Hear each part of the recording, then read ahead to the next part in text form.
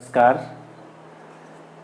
आज हम लोग बीए पार्ट थर्ड के पेपर फर्स्ट, जिसका नाम है प्रशासनिक विचारक, उसके बारे में लेसन शुरू करने जा रहे हैं। एडमिनिस्ट्रेटिव थिंकर्स जो पेपर फर्स्ट है, उसकी यूनिट जो फर्स्ट है, उसमें हमने पिछले वीडियो में चर्चा की थी कि 3 विचारक हैं। पहले हैं कौटिल्य, दूसरे है फेयोल,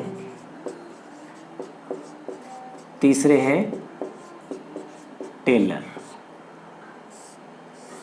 नाम से ही पता चल रहा है कि 2 अपने जो इंडिया से रिलेशन नहीं है जिनका, कौटिल्य है वो भारतीय विचारक है, भारतीय विचारक। जो यूनिट फर्स्ट है उसके पहले विचारक कौटिल्य है, जिनके हमारे सिलेबस में 2 टॉपिक हैं।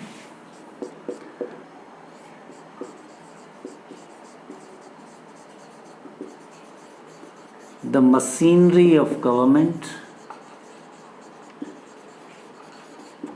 और दूसरा है लॉ एंड ऑर्डर एडमिनिस्ट्रेशन।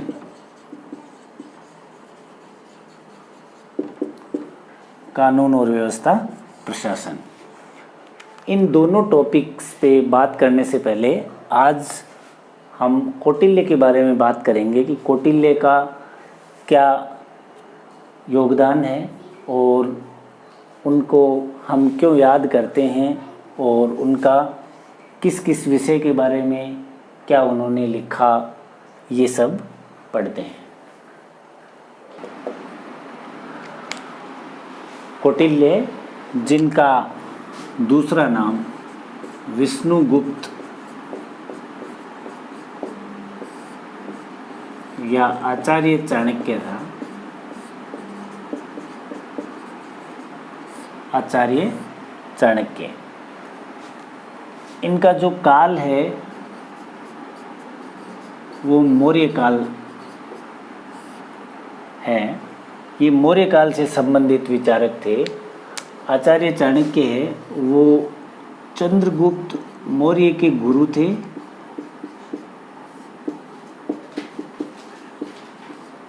तथा उनके प्रधानमंत्री भी रहे थे। कौटिल्य का जो काल है वो 365 ईसा पूर्व से 260 ईसा पूर्व माना जाता है। काल में कुछ विद्वान हैं वो इसको 325 ईसा पूर्व से 260 ईसा पूर्व, अलग अलग विचारकों में अलग अलग मत है, लेकिन सर्वसामान्य रूप से ये मानते हैं कि 325 ईसा पूर्व से 260 ईसा पूर्व तक इनका काल रहा था। इनकी एक प्रसिद्ध रचना है अर्थशास्त्र।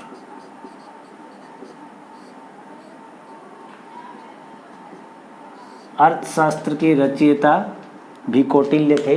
हालांकि इस पर भी विवाद है विचारकों में, लेकिन ये माना जाता है कि अर्थशास्त्र के रचयिता कौटिल्य है। अर्थशास्त्र जो ग्रंथ है वो बहुत ही विशद ग्रंथ है। इसमें 15 अधिकरण, या हम ऐसे कह सकते हैं बुक्स, 150 अध्याय,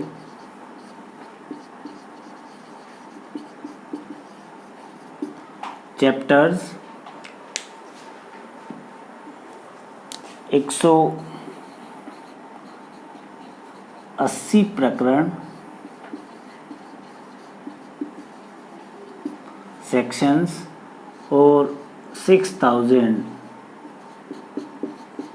श्लोक कहें या सूत्र। 15 अधिकरण, 150 अध्याय, 180 प्रकरण और 6000 श्लोक है।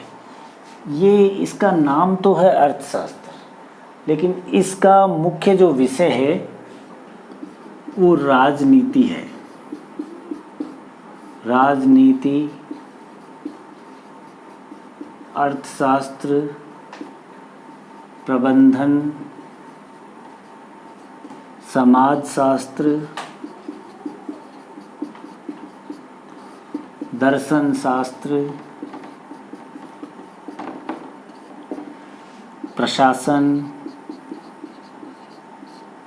विधि, इंजीनियरिंग, रसायन विज्ञान, सब पर इसका प्रभाव माना जाता है। इसमें काफ़ी कुछ ऐसे विषय हैं जिनके बारे में बताया गया है।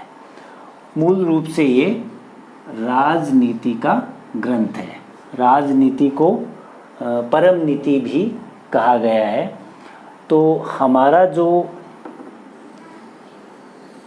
उद्देश्य है, जो हमारे सिलेबस में है, वो है सरकार की मशीनरी के बारे में।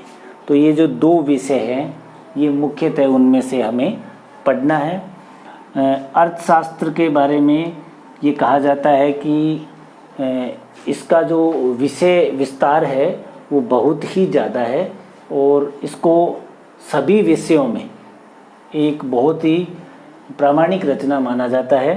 और कौटिल्य ने इसमें लगभग सभी विषयों पर बात की है, जिसमें विदेश नीति भी है, वर्तमान में भी प्रबंधन के क्षेत्र में, राजनीति के क्षेत्र में, प्रशासन के क्षेत्र में, विदेश नीति के क्षेत्र में इस पर शोध होते रहते हैं और इसको एक बहुत ही अच्छा ग्रंथ माना जाता है।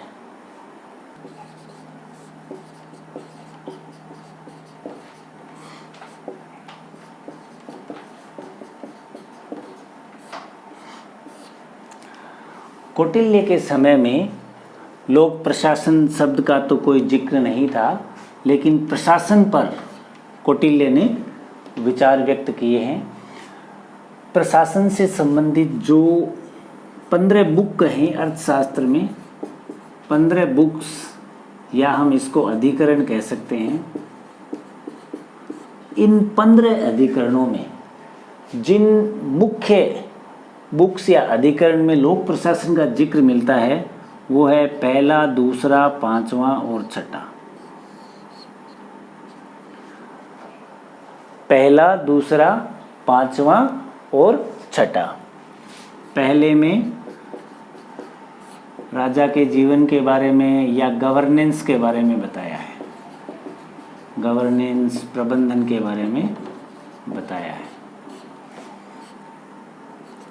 जो दूसरा है उसमें विभाग बताए हैं। विभाग, राजा के अलावा 34 विभागों का जिक्र किया गया है कौटिल्य द्वारा। पांचवा है वो विधि पर,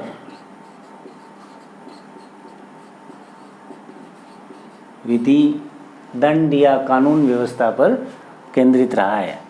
और जो छठा है वो भी विदेश नीति पर केंद्रित है।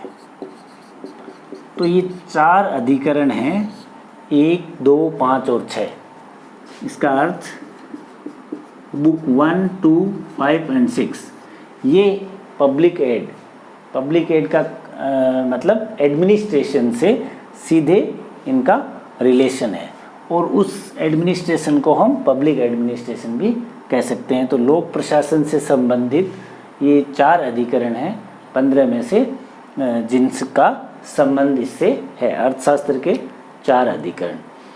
अब जो टॉपिक हम पढ़ने जा रहे हैं वो है सरकार की मशीनरी। तो सरकार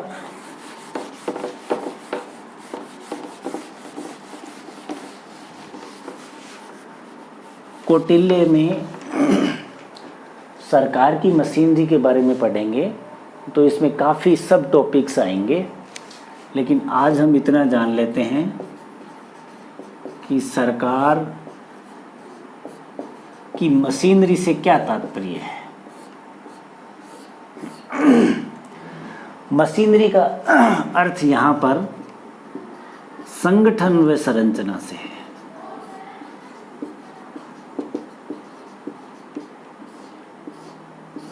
organisation and structure of government. उस समय सरकार की अवधारणा नहीं थी। आज जो हम वर्तमान में सरकार देखते हैं कि सरकार के अंग होते हैं 3 अंग, लेजिस्लेटिव, एग्जीक्यूटिव एंड जुडिशरी, वो उस समय इस प्रकार का स्पष्ट विभाजन नहीं था। उस समय सरकार के जो समस्त लक्षण कहें या मतलब राजा में ही माने गए हैं, राजा को ही सब कुछ माना गया है। यूँ कहें तो एक टाइप से राज्य और राजा में कोई विशेष भेद नहीं किया गया है। तो राजा को सारी शक्तियाँ उस समय प्राप्त थी। तो मूल रूप से किंग एंड जो भी किंग के सपोर्ट में जो भी स्ट्रक्चर्स हैं, लोग हैं, उन सब का कैसा ऑर्गेनाइजेशन है, कैसी स्ट्रक्चर है, इसका अध्ययन सरकार की मशीनरी कहलाता है। तो इसमें सरकार की मशीनरी में लोक प्रशासन के सिद्धांत भी आएंगे और अर्थशास्त्र में जो जो वर्णन उन्होंने किया है और कौटिल्य का क्या योगदान है, इन सब के बारे में हम पढ़ेंगे। सरकार की मशीनरी ये टॉपिक हम अगले लेसन में करेंगे।